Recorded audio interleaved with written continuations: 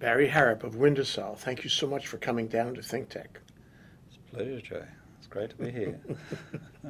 So you're into an interesting aspect of energy. You have a sort of combination system which self balances, which Yes, sounds very terrific to me. So tell me, how does this system work as a matter of science and technology? yes. We're using existing and proven technologies and mature technologies. The wind turbines, very mature in the world markets. So we adapt the existing turbines, 2 megawatt turbines. We then are monitoring that wind speed through our control room systems. We then flow that through into our backup genset, biodiesel gensets. We strip those down, we rebuild those gensets, so we fire up a 1300 kilowatt genset in 2 seconds. So now we have a system totally in sync with the wind. The wind's dropping, the genset comes up, and the wind increases, the genset drops down. So depending on the wind speed, we believe in a way we can save this state. This is over a 3 to 5 year period. We could save this state half of its current diesel cost, spending $7 billion a year on diesel fuel. So depending on the government's appetite, we could reduce that by half within a 3 to 5 year time frame. Okay, well, you could save 7 billion of the fossil fuel expenditure with this system. But let me ask you some things about the system.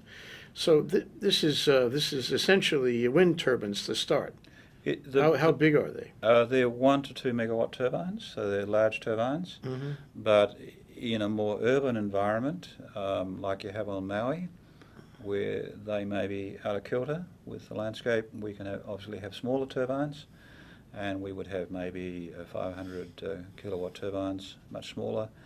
But it depends on the power requirements. Here in Hawaii, you're fortunate that you're blessed with probably some of the best wind resource in the world, and you have fortunately you also have a lot of communities living in the environments where that wind resource is. So there's a good connection there. Well, there's a good conflict there too. I mean, NIMBY. A lot of people don't want wind. They were the same ones who protested for clean and sustainable energy, but now they don't want it in the backyard. Yes. So, in a place like Oahu, short of getting it through an undersea cable, there's a lot of neighborhoods that don't want to see that. So, have you made a study of where you would put these turbines? We have. I've just put together a wind farm project in South Australia. That's 600 megawatts. That's a $1.5 billion project. And I had that banked in 48 hours in the middle of the GFC. So I know a little bit about GFC? Global financial crisis. So I know a little bit about wind farms, and over the years I've managed to change the direction of cities. If you go to Melbourne, you'll see Melbourne Central. I changed the direction of that city. So you put all the office space in Honolulu together in one building. That's about the size of my project in Melbourne. There's 30 million people a year going through that project. So I've changed direction of cities. I've changed the way people eat in Australia, set up a little ice cream business. Everyone said Australians wouldn't eat yogurt in the cone. Well, we went ahead, and that company now serves 1 million Australians a week with yogurt in the cone. I set up a little clothing company from a bushman, which you call the cowboys here, from a friend of mine that was making boots and saddles in a little shed. And that's now a business that's employing 400 people making boots and saddles, and that's a worldwide business. So I do big scale things, and I've done it successfully, and there is a reason that we have the largest eco-engineering company in the world. Despite their $6.4 billion a year they spend on R&D, with 30,000 people in that department across 30 countries, they didn't have the bit in the middle that connected their turbines to the water treatment systems in remote locations. We have. So we formed a partnership with Siemens, and we've formed an alliance with Caterpillar. My family have bought the Caterpillar stuff for 4 generations in Australia, and I think some of that stuff is still chugging away. So pretty reliable kit, and we've formed that relationship, and I'm looking forward to meeting the Caterpillar guys. They fly into Hawaii tonight to meet me. they're very excited about the involvement. It's from Hawaii or from California? They're from California coming in tonight, yeah. This would be Hawthorne. Yeah. So just want to get back to the question of where you would put it in Hawaii. Assuming no undersea cable, where would you put this on every island? Yeah, our business, Siemens have just done a study of Australia. This is a world first. They've looked at Australia. Where will we be in the next 10, 20, 30 years with energy and water security? Thousands of reports, lots of university involvement, millions of dollars later. The key findings of those reports are really around the lines of that the future is going to be driven by communities looking for water and energy security. It's about the future is about distributed energy, distributed water. Fortunately, in Hawaii, there's a lot of small communities, in 2, 3, 5,000 people, but you've got distribution problems, you've got issues with infrastructure. Our system's perfect. We can sustain these communities with their own secure energy and water systems. And moreover, we can do that at half the current cost of electricity. And depending on the government's appetite, we could do that within a 2 to 3 year time frame. By the way, we need to go back to one of the questions. You said that you could save half the cost of the fuel, or half the fuel imported into the Yes, state with correct. the system. Why not all of it? Well, I'm not that ambitious yet. Our plan is, depending on the government's appetite over a 3 to 5 year time frame, we're taking a realistic view. And I think that's the way I approach life. We think if we're up in the 50% range, you were talking about saving $3.5 billion a year. Now that's money out of this economy.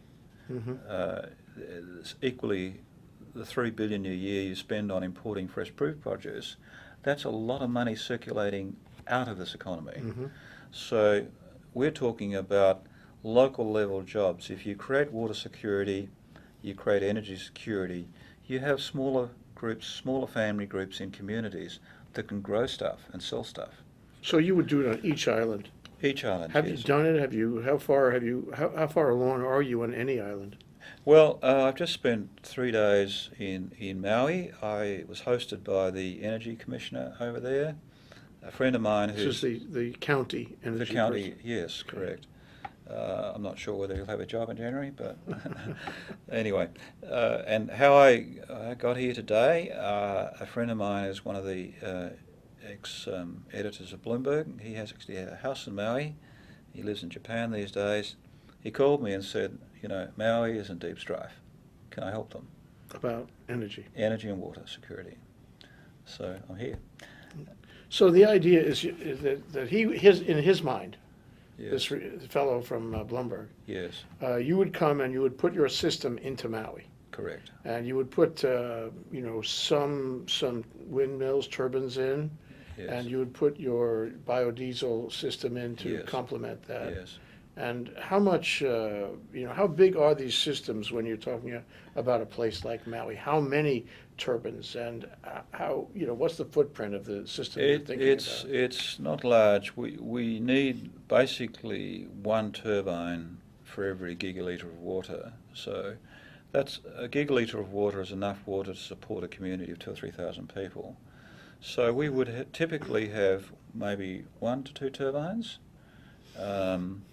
And our footprint would be maybe 2 to 3 acres of land.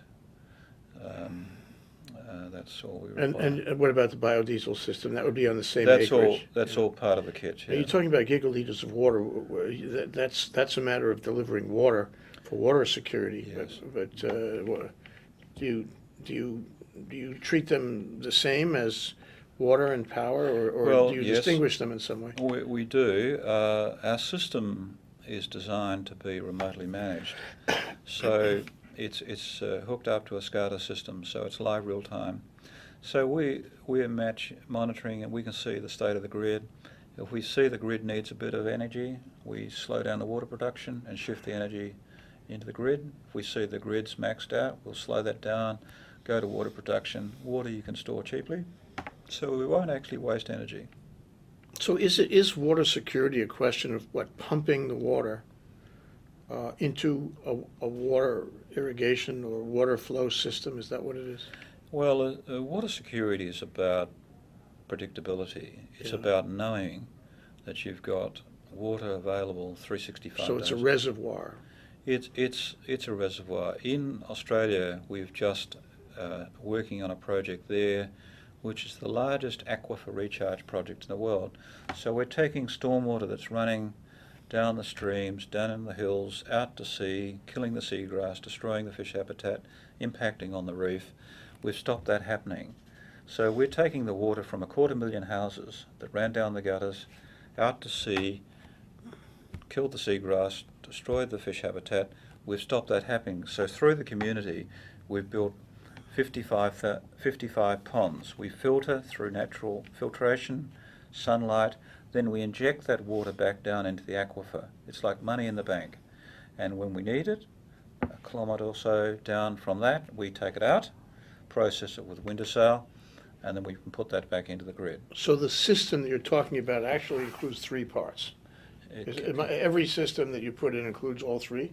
No, it can vary. If there's scope within a community to capture this surface water and reuse it, then we do that because that's much cheaper. You know, it's a third the price of desalinating salt water. Oh, sure. And it's much more sustainable Mhm. because you're stopping that water hitting the reefs, etc. So the ones in Maui, though, you do contemplate the three parts. In other words, the turbines, the biodiesel backup generating plant, and I guess an aquifer, or access to an aquifer. Aquifer recharge. Or we would use... That's another box that's in right. the system. What we would use with the, if we took water from the aquifers, we would take water from not the freshwater aquifers, we would take water from where it's brackish, and we can process that water to potable. So that's water that's undrinkable, and we can take that to a potable level. So what's the technology on converting it to potable? It's basically reverse osmosis technology, which is tried and proven. What is it called? Reverse osmosis. Mm-hmm. It's tried and proven technologies. There's nothing in our systems that is not mature technologies.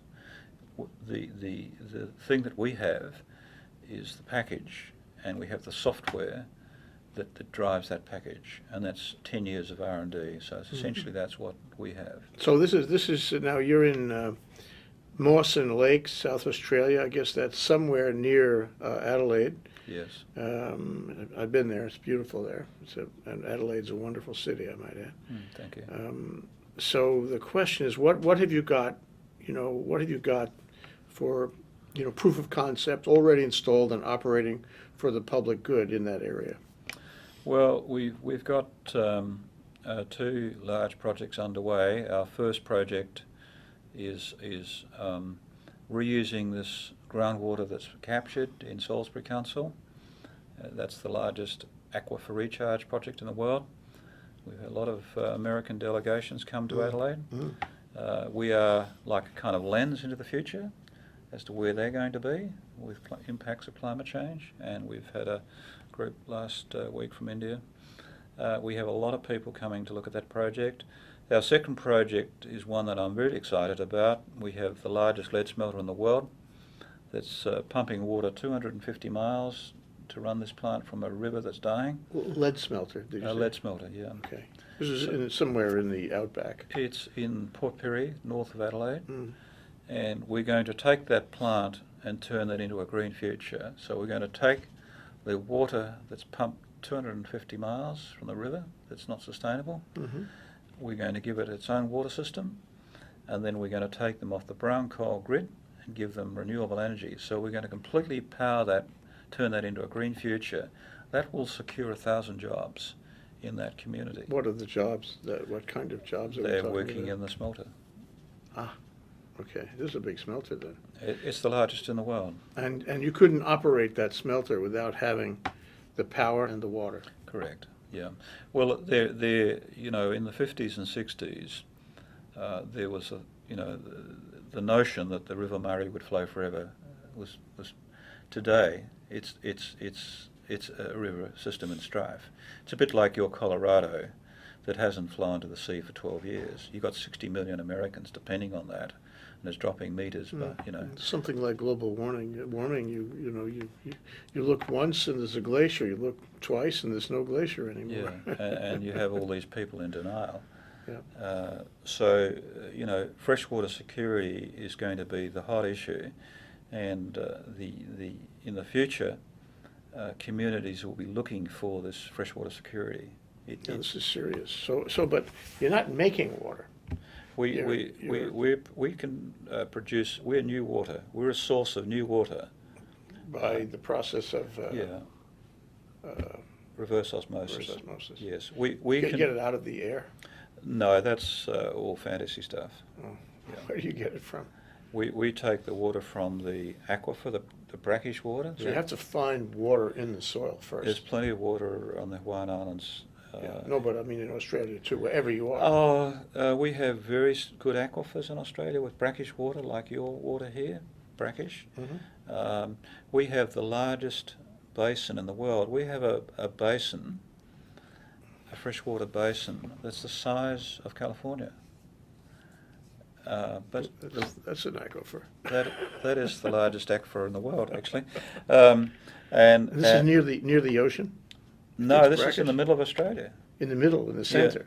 Yeah, this is where the sea used to be 4 million years ago. So it's got a lot of chemicals and minerals and all that. It's in it. brackish water. Yeah. Yeah, so we can take that water to And make it good water. Make it water. So, yes. so now you still, in a case like that, whenever you have the water, am I right? You need the other two elements of the system. When you put the third in, the water part of it, then you have to have the first two parts working, the turbines and the biofuel. Yes, we do. Yeah, and fortunately for us, there's very few places on Earth where there's not good wind speed. You know, the Earth's spinning around. So as you get towards the equator, obviously there's less wind speed. Mm-hmm. But either side of the equator, the wind speed is generally good. You know what? But what happened here? Hawaiian Electric put together a biofuel. Peak hours, peak load. It's supposed to stop very fast. Yes. And it put it into a place. I think it was only a few months ago. It was ready a long time before that, but it put it into place a few months ago because it could not find the biofuel. It was fitted for biofuel, and they could not find it. They had to search the world for biofuel. So it seems you can get the wind. That's there, and you can install turbines anywhere where the wind is good. But biofuel is a problem. At least it's a problem here. Wasn't it a problem in Australia too? No, I've met with the King family in Maui, and I'm satisfied that they can produce enough biodiesel for me. Bearing in mind that we use very small quantities of it, because the bulk of our energy, 70 to 80% of our energy, is coming from the wind. That's free. I wanted to talk to you about that. I know that as opposed to solar, wind does blow at night. But it's my understanding that depending where you are, sometimes it doesn't blow nearly as much at night as it does during the day. Am I right? Well, it varies around the world. The wind patterns that we've looked at for this part of the world is very good wind speed during the day, and it's at night the wind drops off. Yeah, that's what I mean. Now, the peak energy demands are really through the day. I mean, I've just come from resorts in Maui, and let me tell you, the concept of sitting in a glass box overlooking the ocean that's refrigerated is a joke. All those hotels are designed in the 70s and 80s. You sit there in a glass box that's refrigerated, and you're on a beautiful island with breezes. I mean, it's just not real. The first thing I do to a hotel, I first of all check that I can open the windows. If I can't, I don't go there. You should make the same inquiry when you rent an office space. Well, I can tell you about what we've done in Australia around that idea. I put a building together in Australia that's a world first. It's the only building in the world, there's a few more now, that runs on refrigerated air for 2 weeks of the year in one of the hottest climates in the world. Simply what we do is circulate fresh air through the building. Because in a large building, if you open up the windows, all your papers end up from one end of the office to the other. What I did was circulate fresh air. Instead of air conditioning. Instead of air And conditioning. it works fine. It's fine. It's just something out of the days before air conditioning. And air cooled, didn't they call it air yeah, cooled? and you know what the cost of that was? It was a few $1,000s to bypass the air conditioning system. We're talking fans. Well, just to bypass the pressures there. You just bypass it. So you don't need the chilled water and all that. No, Save a lot of energy on that. You save a lot of energy, and you've got a much healthier environment, I can tell you. People like fresh air. So, but going back to, where do you get the biofuel in Australia in order to make these three-element systems work? Well, we plan to make our own biofuel. You talk about the challenges of it. One of the waste streams that we have, the big issue in the world today is brine discharge. The brine goes out into the sea. You get a slug of very high saline salt that impacts on marine life. What we are planning to do here in a way, we're not going to put one drop back into the sea. We're going to capture that water. We're going to either make a salt business, harvesting the salt, or we're going to create a soda ash business, which is used for pharmaceuticals, which is used for glass making.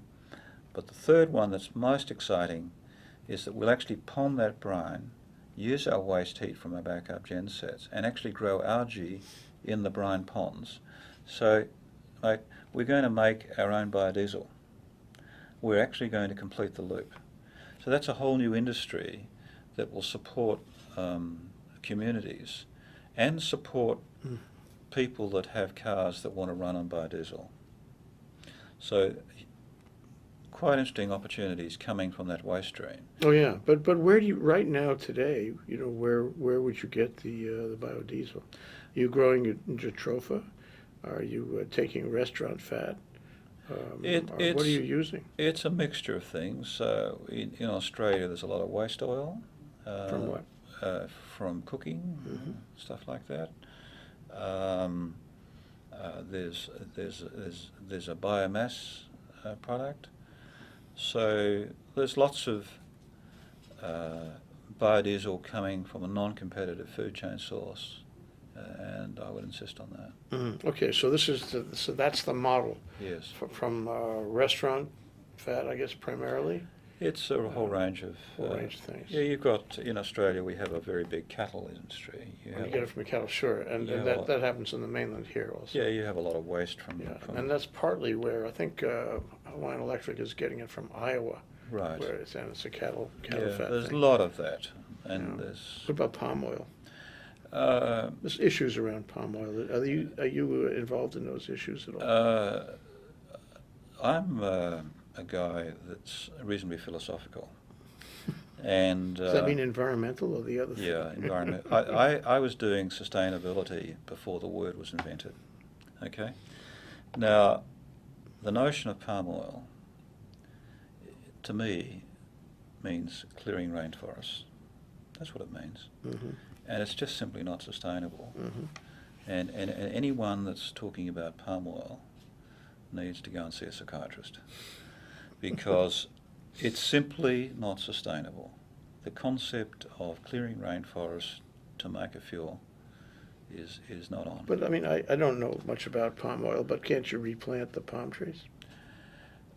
Look, I think the future is about the third generation of biodiesel. The third generation is about non-competitive to the food chain. It's about not clearing rainforests, and really that's where the future is. So it's not clearing rainforests. It's not competitive to the food chain, but it's nevertheless based on animal fats. I guess primarily animal fats that are processed. Yeah. It's a whole range of opportunities. In South Australia, there's biomass. The farmers burn in one area where we're planning to put a plant. They throw a match to $5 million worth of biomass a year. That's how they deal with the stubble.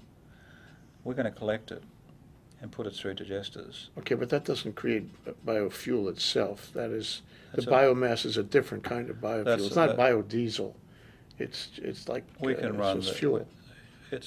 We can run that through our systems. Our systems are multi-fueled, Ah, so we can run a methane product, a waste methane product, a biogas type product. but you're going to tailor it to the location, right? I mean, if you have the certain kind of biotype fuel, biomass, whatever it is, Yes. in that area, Yes. you're going to make the facility accept what's available. Yeah. Yes. Yes. So you wouldn't go for animal fats where you had biomass.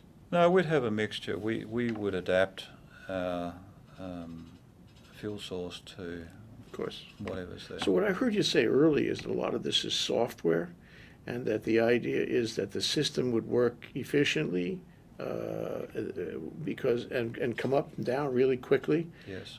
because you have computer software that will minimize the use of the biofuels and maximize the use of the wind Totally. because wind is cheaper actually than biofuels. Isn't it? Well, wind is free.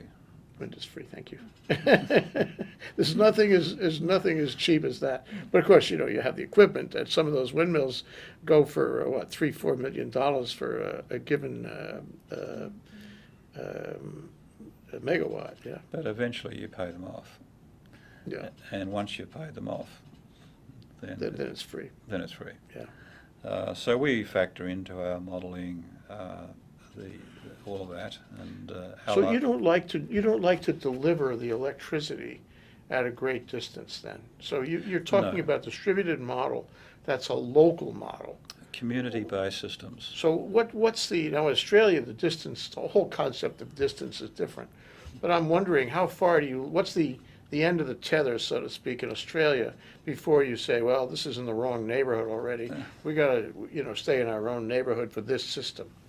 Well, we contrary to the myth, in Australia, people do live in quite close-knit communities. I mean, I'm a rural guy, and for me, going down to the local shop was a 100-mile drive on a dirt road, and I didn't think much of that. That was just nothing for me. But here, But you wouldn't take a system, one of your systems, your Windesal systems in Adelaide, and try to serve Sydney.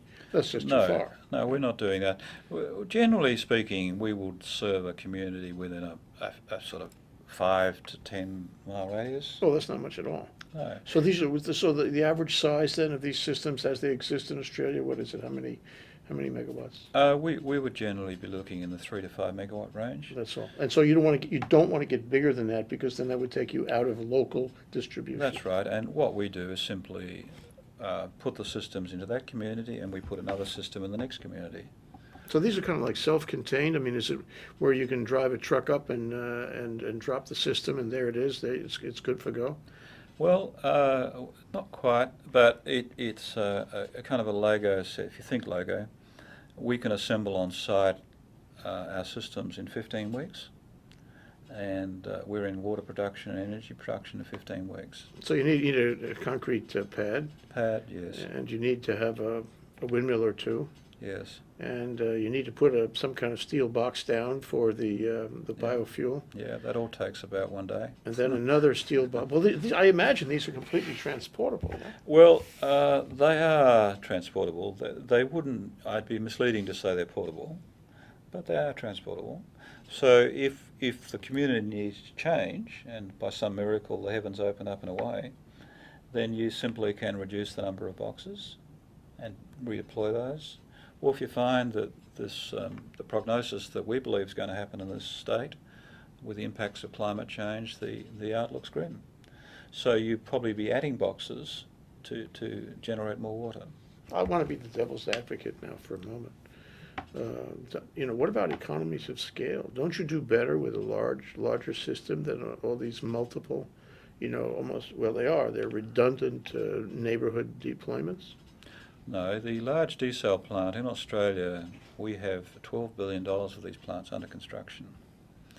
Now, how many within that 12 there's billion? 7 under construction.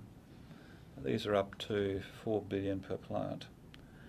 Now, let me tell you, you're talking bottled electricity here.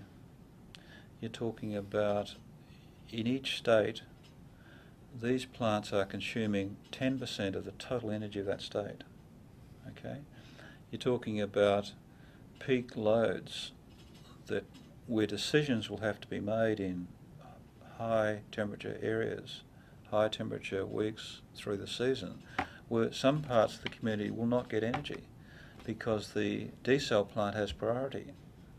Now, I wouldn't want to be a politician deciding who's going to die today. In South Australia last year, we had an energy issue during 10 days of 40 degrees centigrade temperature, and 60 people died. They just shut off air conditioning and old people died in their homes. So the issue is who's going to make those decisions and who's going to redirect those energy flows to those big desal plants. There's no on-off switch with a big desal plant. You have to actually decommission it to shut it down. And that's a big number to shut those down, because it really stops. Well, those people will only make the investment based on 10, 20, 30-year takeoffs. So they just keep going. Yeah. And so this is what you have today. Whoops. I think let me wave my arm on the camera so I can find this spot again. Okay. We're at 27 minutes. Hi. Can you give us a little while? No, when do you want me here? Well, half an hour would be nice if you could give us half an We're all hour. meeting upstairs. All right. So you got my number, you can call me as soon as you can see us coming. Absolutely. Okay, So I'm thanks. gonna- Okay, good.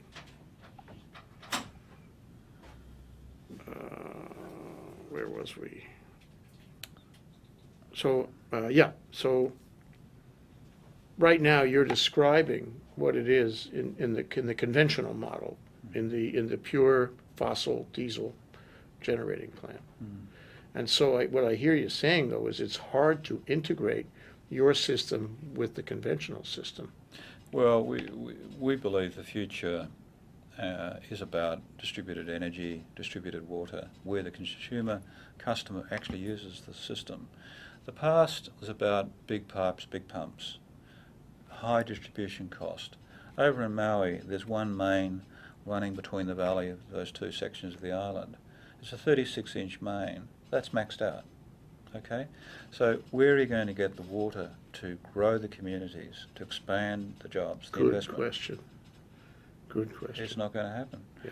So there's limited future there in terms of investment. Investment means jobs. And around freshwater security and energy security, you grow communities. And there are a lot of people over on that island I've met, and there are a few that are not so positive, but I've met quite a lot of positive people that are looking to the future. They're looking for their children. They don't want their children to leave Maui. Yeah. They want them to stay there. You know, I thought, you know, in the old days with the plantations, and this is not only for Maui, it's for the Big Island and to some extent for Oahu, that the plantations had capital, and they were by definition economies of scale, and when they wanted water, they would sink some money into building ditch systems, depending on where you were. And the ditch systems would act as a watershed, and you'd get as much water as you wanted. And they kept on putting the money in for as long as the plantations existed, because they absolutely needed to have the water, and they had the money. Then the plantations decline, as they have, or stop altogether, and they don't put any money into these systems anymore. And then people start fighting for water. So the question I put to you, if you've studied this, maybe you haven't, but is why don't we go back to the old way, where some capital concentration says, I'm going to repair and upgrade the ditch system as it existed even back into the 19th century, or rather the 18th century, no, the 19th century, and I'm going to make it like it was at the heyday of the plantations when it worked fine. Why don't we just do that? Well, that's kind of like a time warp. What you're talking Tell about, me. what you're talking about is a totally unsustainable practice. In Australia, open ditch flow of water is the biggest waste of water you can imagine. Now, I've looked at the water ditch system over in Maui. You'd have to say it's probably the 9th or 10th wonder of the world. Great. But the situation is, it's like a time warp. You know, it's like going back into horse and buggies. The quickest way to lose water is through open ditch drains with evaporation. So pipes are better.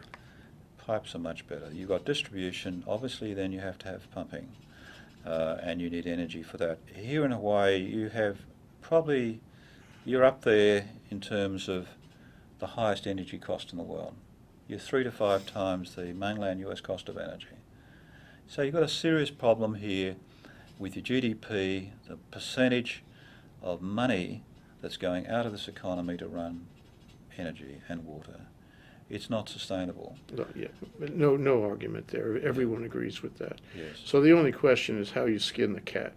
And, you know, there have been a lot of discussions about wind and about solar and about geothermal. I guess those are the three leading. There's some ocean energy discussions, but that doesn't seem to be moving as quickly. Most of those energy systems, the ocean in Australia, I'll tell you where they end up. Bottom of the ocean. Most of them end up on the beach. Oh, they come in. Yeah. They come in. They come in. They come I'm floating an right ocean racer. Most people underrate the energy of the sea. I've actually fallen off the top of a 40-foot wave. Fortunately, I was in a still-hulled yacht, because normally when that happens, you're in a million bits and they never see you again. So I came up from falling off that 40-foot wave, and when we came up on the deck, there's nothing left. It was stripped. The power of the ocean is unbelievable. So the contention, and I wouldn't disagree, is that the ocean is so powerful and, for that matter, unpredictable. Yes. That whatever device you build, it's going to deteriorate. It's going to be destroyed by the power of the ocean. Well, do you know how long we had to get down? We saw that 40-foot wave coming. Not long. We had 20 seconds. Not much you could do. 20 seconds, bang. Yeah. We die for it. Yeah. So I think a man of the sea would appreciate that, and it's hard for engineers to wrap their minds around the notion that there are forces in nature they simply cannot plan for. Well, I don't recommend that they go out and fall off a 40-foot wave. Doesn't happen every day, you'll agree. No. But the thing is, you put $1 million or $1 billion into some kind of device, and then in 20 seconds it's gone, and you don't know when. Well, all the wave energy things in Australia are up on the beach. Yeah. I mean, it's great. They can spend the money on that. That's fine. Some people spend their money in casinos, but you know, in the real world of renewable energy, the big opportunity, I think, apart from wind, is solar. There's some terrific stuff being done in solar. Solar prices are coming off rapidly, and we can feed in, as part of our energy input, solar. So we can add solar to the mix, we can add wind to the mix, and that will even reduce our fuel consumption even further. But it's solar and wind is the primary, don't you think? And biofuel I think so. is a tertiary. Yes. And so, I mean, and that's where you're going, it sounds like. On the other hand, you haven't yet installed anything in Hawaii, and you probably know from your reading and talking that Hawaii, although it has great natural resources, it also has great cultural controversies. Yes. And this is a challenge maybe that goes beyond any other place in the universe we have. Well, I think everywhere except Adelaide. Really? Yeah. What is going on in Adelaide? Well, the new administration guys did raise that there were a few people that had issues. I said, look, you give me 10 people on Maui, and I'll give you 100 people from Adelaide. You know, we have... In terms of protest? Just people that don't want anything to happen. We call it in Adelaide the glass dome mentality. They want to be back where they were in 1860. Okay? They think it was a good year. That was the problem is in 1860 you couldn't get a dentist, and it was not as good as it's cracked up to be. No, but some people are in that time warp, and one of the great things about a democracy in this country, and the thing that I admire most about America, is just basically one word: competition. I just love it. But there's a lot of victims of competition too, you know. Well, that's true, but the alternative is not that great. You know, Siberia is not a nice place to live. So what I hear you saying is we don't need an undersea cable. No, it's not feasible. We want to go distributed, and we want to go on a neighborhood basis. It's not a realistic, feasible possibility. So how high are these windmills at, what did you say, it was anywhere from, what is it, 1 to 2? 1 to 2 megawatts, but we can go down to smaller scale turbines. We can go down to 500 kilowatt turbines. I've seen turbines that are actually, what are they? They're vertical instead of horizontal. They don't work. Oh, No, you've scoped that out. yeah, they don't work. They're sort of like the mad professor thing, you know. They kind of look good on paper, but they don't actually work. So how do you coordinate the grid when, I mean, say the grid for an island? We're only Yes. talking one island because Yes. assume for this discussion, there's no cable. So how do you coordinate the grid with all of these neighborhood facilities, these neighborhood, tripartite systems? Well, our system's linked by SCADA. So we have real-time data we link the entire system up real-time. There's a disconnect in Maui. The turbines all go off whirling when the wind comes up. A total disconnect with the power plant. Not in sync. So you've got the wind chugging away, you've got the diesel plant chugging away, there's a disconnect. So what happens? Well, you get a unstable grid. The grid was designed in the 50s and 60s. It was never designed for the high loads that come from these wind farms. It's designed for a steady load. And when you hit these old grids with high loadings, Mhm.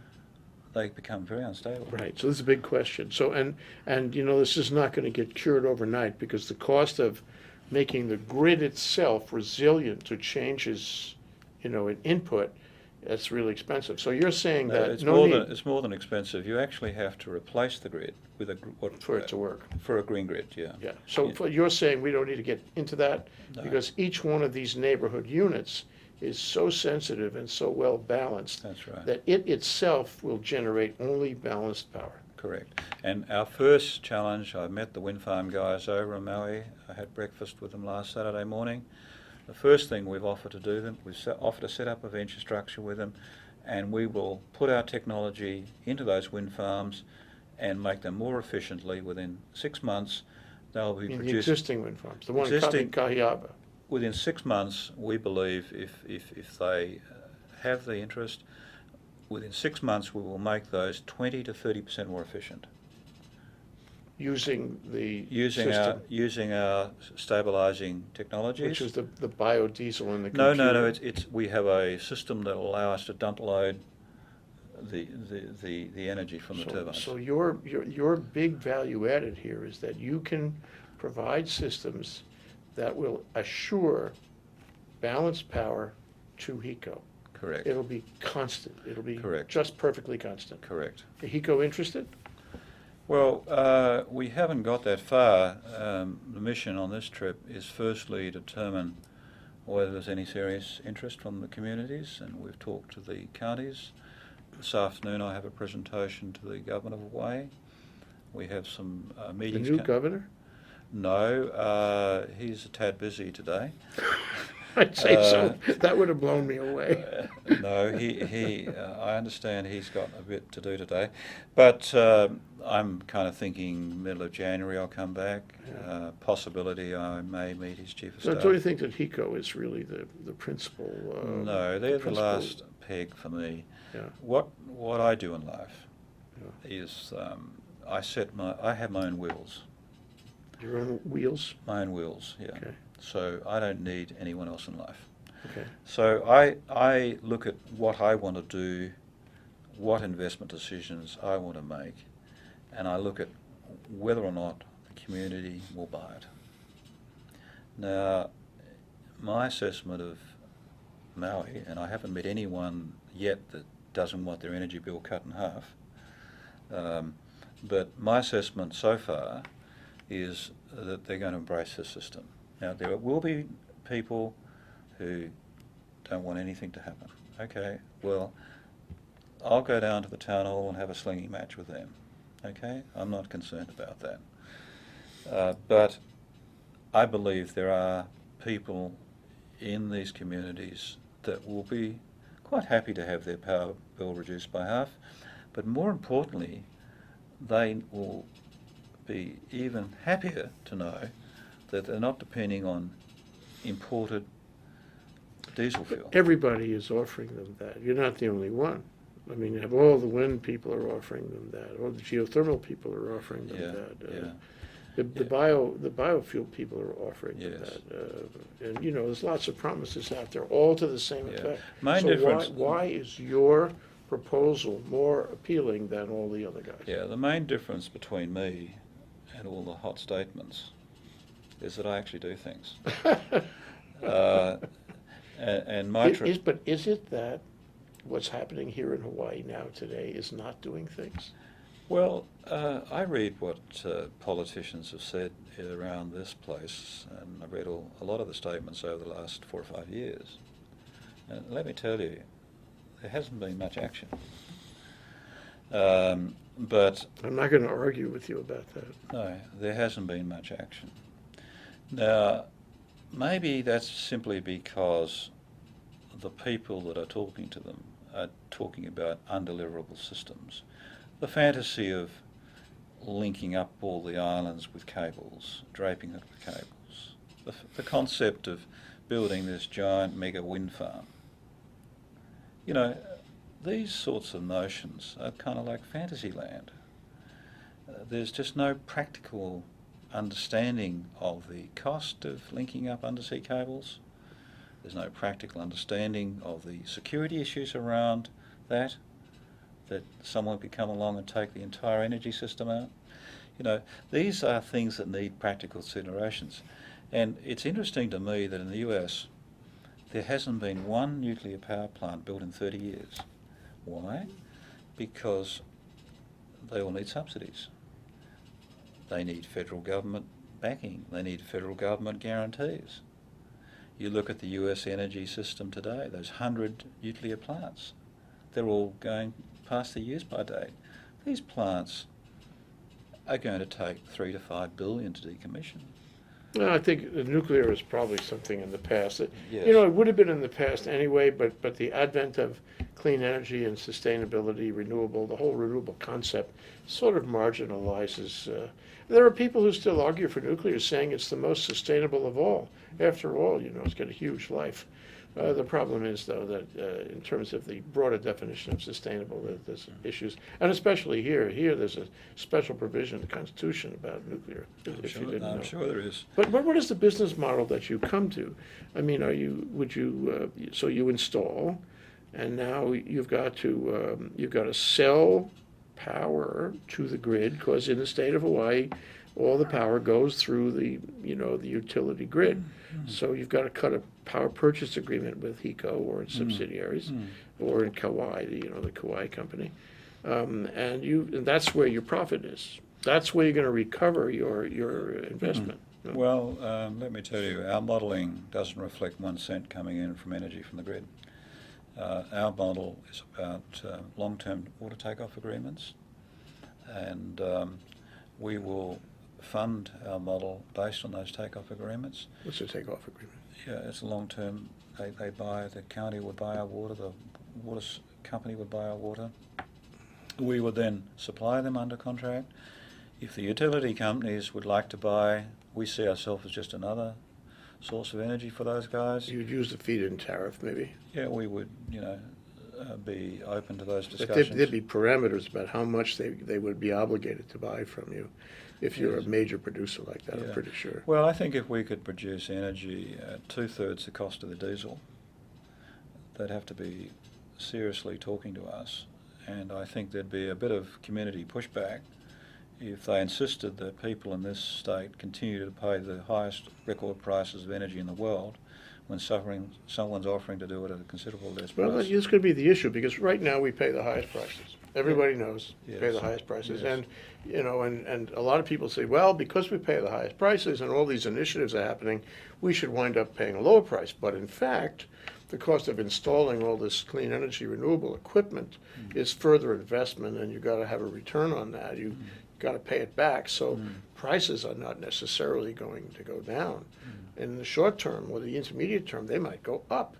So the question is, how can you be sure that your, 3-element system would actually reduce the cost against investment?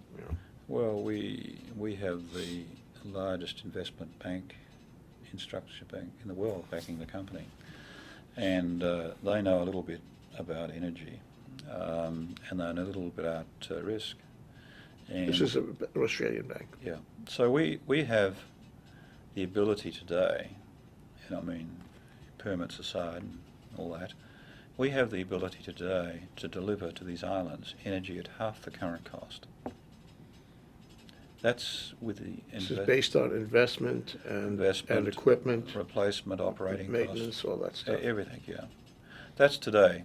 Now our goal would be to reduce that further, but primarily our goal is water production.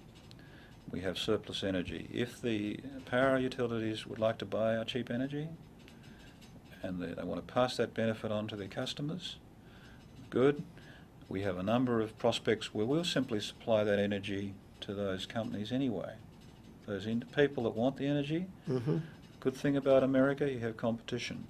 But you can't sell energy without selling it to the utility, Well, right? In other words, you can't just have some third person connect up to your system without going through the utility. The utility gets its pound of flesh. yes. And I don't think I'm going to change that too quickly. So Well, they're in the middle. We've changed it's all about policy settings. Yes. Oh, yes. And what I've done in South Australia, I was one of the instigators in the early days. I mean, 7 years ago, in South Australia, we had no renewable energy. And it was about getting the policy settings right. In the last 6 years, we are currently up to 18% renewable. We have 10% of the population of the state, and currently South Australia has more than 50% of the country's renewable energy. So that was about policy settings. That is quite something. That's about policy settings. Yeah. And policy settings are with the elected people at the counties, so they're representing the people, and it's simply about policy settings to attract the investment. Well, it's optimistic in terms of where we are now and the kind of forward motion and also resistance that has been experienced.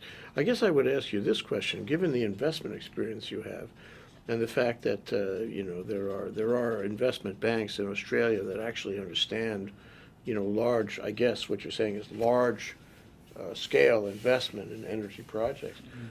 What do you think about the possibility that Australian banks or companies like Windesal could come to Hawaii, at least in step one, and actually invest in other projects, in projects by other people, by, say, local entrepreneurs who are short of capital?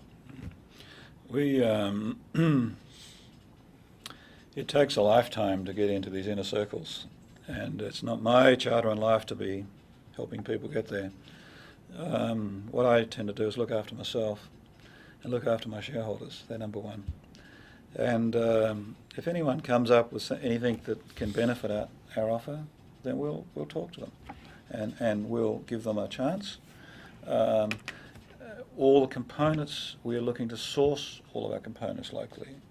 So what does that mean? That means local industries can start up. So that's what we're about. We're creating those opportunities within the communities to provide us with things. Now, that's giving them a go, in my view. And I have to remind some of these guys that I've spoken to. I asked the burning question, over in Maui, when was the last time someone came along and offered to set up 1,000 manufacturing jobs, long-term jobs, not building a hotel and they all disappear in 2 years? When was the last time? And I got blank stares. Well, I can tell you, the last time was never. So I think that's a fair statement of it. and looking at, I'm expecting the governor to roll out the red carpet when I come back in January, because I'm talking of 3,000 jobs. Okay? Now, I'm not sure how many people he's got in the queue offering him 3,000 jobs long term, but I'm there. And what I want to do is assess in small steps, get something happening in Maui that works well, everyone's happy. We'll then expand it to the rest of the islands. We've got all that humming along. We'll then take those boxes and we'll send them off to the mainland. We'll send them off to the rest of the islands in the Pacific. that all need water, all So- need energy. Further proof of concept and so forth. Hawaii, the laboratory, for sure. Well, my vision of Hawaii is this wonderful green place. I mean, reality with burning up $7 billion worth of diesel fuel is another matter, but it has this wonderful brand, and what I want to do is build on that brand. What I'd like to do in Maui within the next 2 to 3 years is create the first carbon neutral county in America. That's my goal. Mm-hmm. And I believe if I've got sufficient government support, Maui could be the first county in America carbon neutral. Well, you might be able to do it. Is your Barry? Is your background engineering or business? I'm an entrepreneur. I've got no qualifications at all. And you're an investor, though, for sure. Yes, I am. Okay. Well, nice to meet you. Thank you. Thank you for coming down. I hope I see you again in January when you're back. Thank you, Jay. And I hope you can make progress on this. And I wish you good luck at making Hawaii self-sufficient. Thank you. Aloha.